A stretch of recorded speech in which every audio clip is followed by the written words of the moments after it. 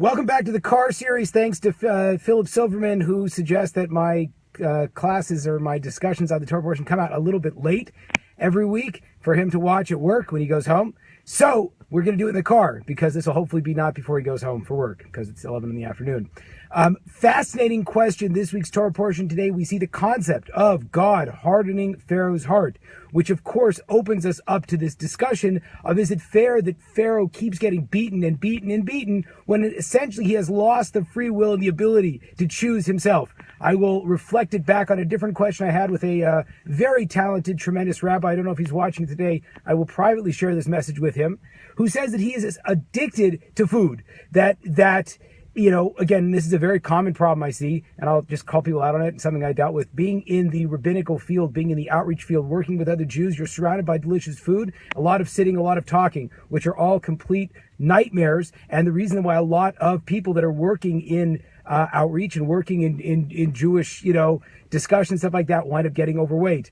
And he said, what am I supposed to do? I'm surrounded by food and I'm addicted to it. It's like my thing. And it was great, very apropos for this week's Torah portion, because I tried to explain to him this concept.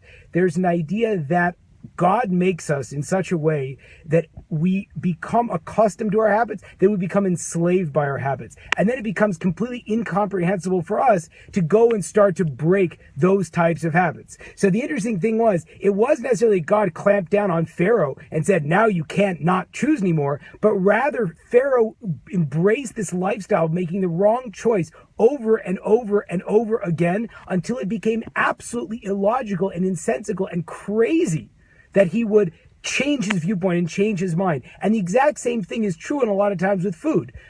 We all have these excuses. We're all surrounded by food. Well, this is my comfort food. Well, this is served, so I'm going to eat this. I'm going to do that. Oh, I don't work out. I'm too tired to work out. I'll explain something in jiu-jitsu. I don't know if I broke or broke something, like my leg, I could barely walk. And I got up and I went to work out every single day. And it's not because I was able to hit the same level of workout I was. I could barely do anything. But what I was terrified of was getting into that route, getting into that habit, into that pattern of not working out, because it's really, really difficult to get back on the train. So the idea was, even if you're in the gym and you're doing half of what you could do, or now you're only working upper body or whatever, you're trying to stay away. All kinds of parts of my body are hurting, but I work out every day because I don't want to get off that train. I want to be locked in and lose free will, so to speak, when it comes to my body needing to exercise in order to feel good and for me to feel productive. So the idea is, with Pharaoh, with life, with anything you want to change, all of this stuff that you think you can't change, your relationship with food, your relationship with how you relate to other people, when you freak out, when you scream at people, which some of us do, right? That's all in your head, that you are not making those choices. This is just how you respond to stuff like that. God puts in us that we become slaves to our habits. So what's the solution? Just change your habits. Just make a plan not to do it. Last example, hop off after this. I justify it's great to eat cheese. Cheese is not good for you. Dairy's not so great for you. But it's delicious. And so I'm always finding myself excusing myself to eat cheese. And again, everyone fill this in with whatever food you kind of slave eat. But I'd pull some cheese, melted cheese on my kids' sandwiches when they're, eating. I'm like, oh, I'm not gonna have the bread, but I'll have the cheese.